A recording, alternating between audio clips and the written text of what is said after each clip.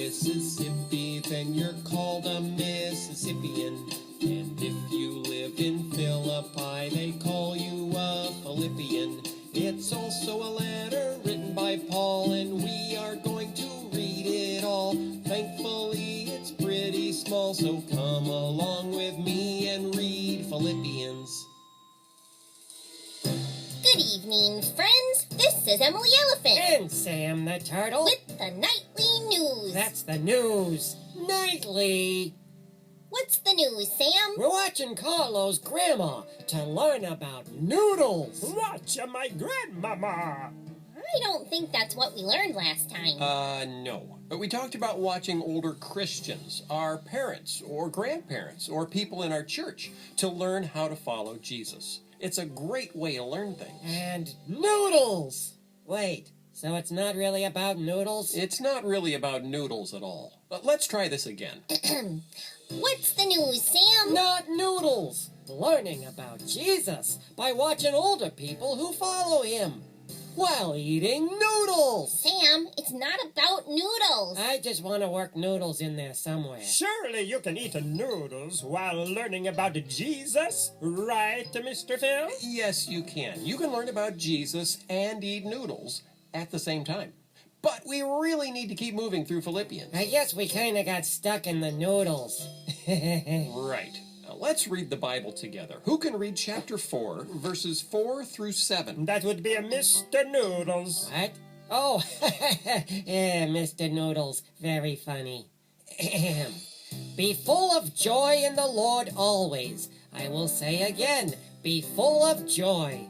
There we go with the joy again. Be full of joy. Does he mean rejoice? That's right, Emily. Other versions say, rejoice in the Lord. Again, I say rejoice. Which is like having so much happy that you yell, hooray! This is really important to Paul. Jesus didn't come to take our fun away. He didn't come to give us homework. He didn't come to get us in trouble for being bad.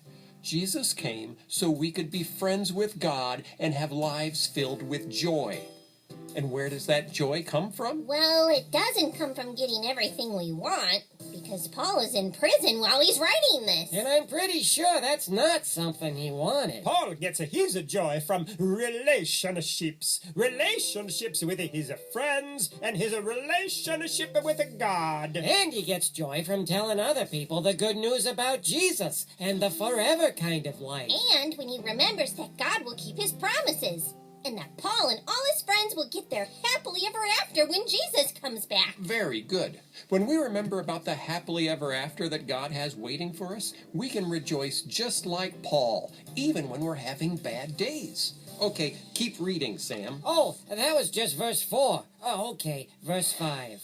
Let all men see that you are gentle and kind. The Lord is coming soon. We need to be gentle. I will practice by holding eggs in my claws without breaking them. And I will dust the fancy dishes very gently. Wait, is Paul talking about being gentle with things? No, we should try not to break things, especially if they belong to other people. But that's not what Paul is talking about here. He's talking about being gentle with each other. I will hold the tortoise in my claws without breaking him. And I will dust Carlo very carefully. Isn't he talking about how we treat each other? He is. When you follow Jesus, you become part of a family, the family of God.